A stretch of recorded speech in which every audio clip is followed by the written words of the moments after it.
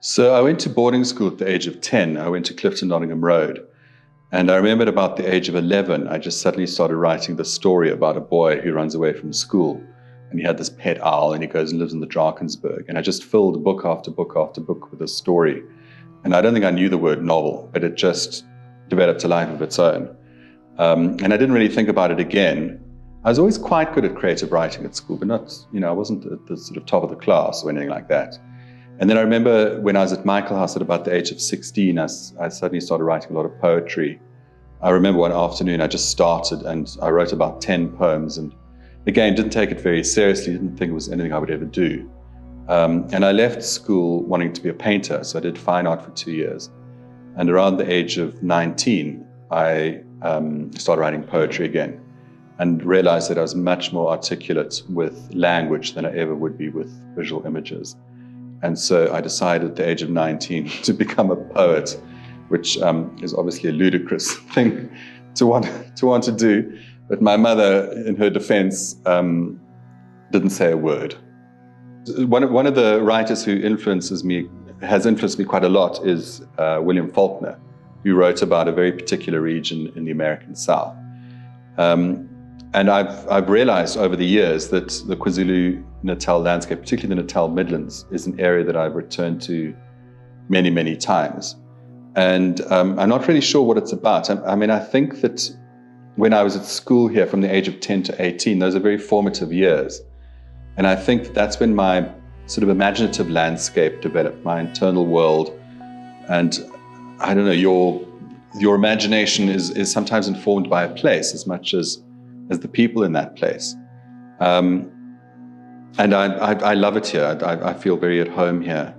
And it's got I suppose I've got an old root in it that is not a conscious root. I don't fully understand what it is that brings me back to this place time and time again.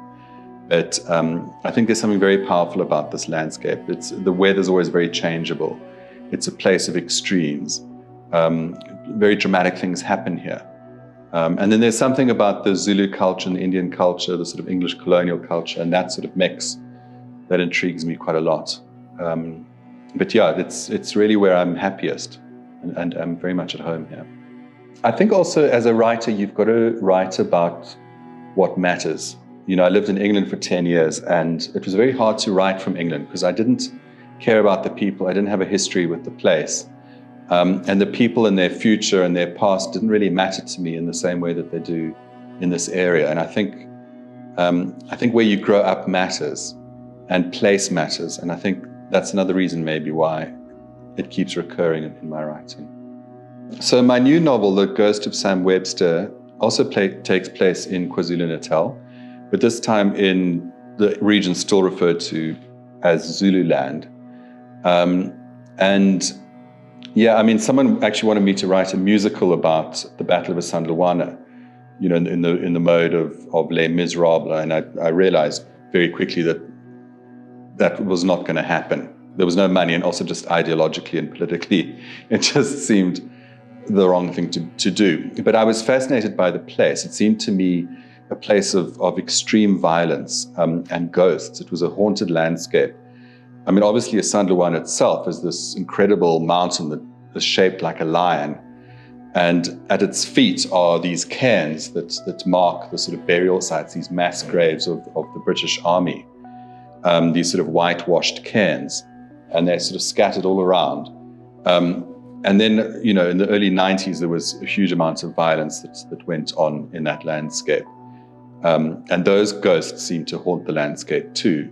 I went to the local church, and there was a woman fixing the stained glass windows, and her brother, who was also a tour guide, had recently been murdered.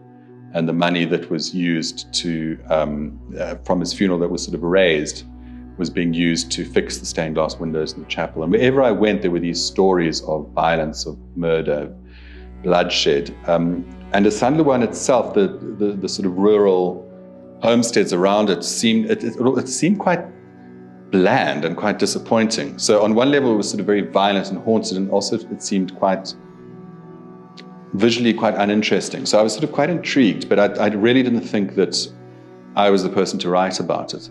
But then, the story just kept coming back at me. The characters that started forming in me, they wouldn't go away. And a little bit like Sam herself, I was sort of haunted by this lion mountain, this sort of totemic, almost like something out of Egypt, like the Sphinx, the way it sort of sat there, and it just I kept returning to it and circling around this image. And then a story evolved. There was also a famous coward in the Anglo-Zulu War called Higginson, Walter Higginson. I'm not sure if he's any relative of mine, but he's famous for 3 times abandoning his men and stealing someone else's horse at the height of battle. And I thought it'd be very interesting to write about a coward. There are always these heroic narratives around war. I thought it'd be very interesting to write about someone who was notoriously cowardly. And this was a day, of course, when, a few thousand British soldiers were fleeing about 25,000 Zulu soldiers. So everyone was kind of running away and abandoning their men through the course of the day. And I was interested in how some figures get chosen as heroes and some get chosen as kind of scapegoats or as cowards in these sort of grand war narratives. But central to the story is this disappearance of this girl, Sam Webster, who's 17 years old. She's the daughter of a famous historian who runs a sort of luxury game lodge in KwaZulu-Natal, in Zululand. Their lodge sort of overlooks the Sandlo, and there are quite a few of these lodges. The Rattray one's the most well-known, but there are actually quite a few. And my lodge is a sort of made-up amalgamation of them and other hotels I've visited. So it's got this sort of double narrative of a contemporary murder story, like a murder mystery, and then it's got this historical war narrative. But what I've done is, as I have done in a lot of my previous novels, is sort of visit a kind of a genre and then unearth the humanity of the characters inside. So you think that you're in a murder mystery, or you think you're in a war narrative, but the novel takes you elsewhere. A bit like I did with The Dream House. You thought it would be a farm murder novel and a sort of extreme psychological thriller, but then the humanity of the characters gets kind of unearthed, and that problematizes the clear delineation of good and bad and victim and perpetrator. I'm interested in breaking down some of those stereotypes and archetypes and looking at the humanity that we all share. So it's the biggest novel that I've written. Most of my novels are 60,000 words, early 62,000 words. This one's about 120,000 words, so it's almost double the length. But it just needed to be. It's got a much more big-boned kind of epic structure, so I felt I needed to let it breathe and be more expansive. So when we were in the middle of lockdown and the coronavirus, our daughter had this idea that we needed to build a little house a holiday house, which of course makes us sound very rich, which is certainly not the case. But with the money that I got from when my mom died, I bought a little plot of land recently in Nottingham Road, and we built a little house there. And it's just intended to be a place where I can go and write and paint, and it's interesting to sort of come full circle. So having been at school here from the age of 10 to 18, and it was quite formative years, to come back to this landscape much more consciously and dwell here. So not just in my imagination, which I've been doing for much of my adult life, but to actually spend proper time here. The house is called Little Gidding, which is after a poem, a section in the Four Quartets by T.S. Eliot. And there are those famous lines, "We shall not cease from exploration, but the end of our exploring will be to arrive at where we started and know the place for the first time." He also talks about the stillness between two waves of the sea.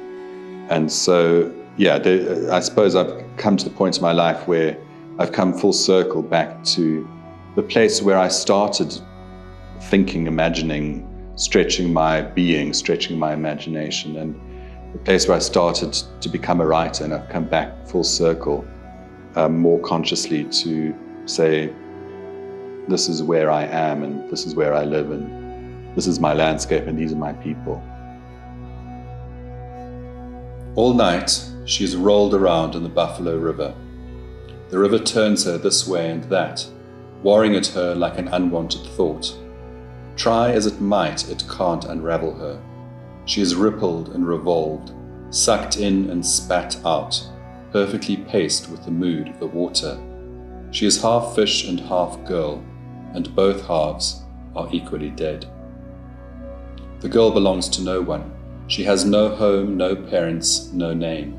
Her tongue fills her mouth, swollen and dark, like a sod of earth. Her hair is one long weed trailing her. Her head is a thoughtless rock. Her hands move rhythmically, and her arms drift at her sides, opening to accommodate the willow trees, the breathing herds of cattle, the weeping, starless heavens. But these gestures are without meaning. She is nothing but the body of a girl being moved swiftly along, her story long gone with her. She is equal to the broken branches and the rolling stones that accompany her. She has no more history and no less history than they do.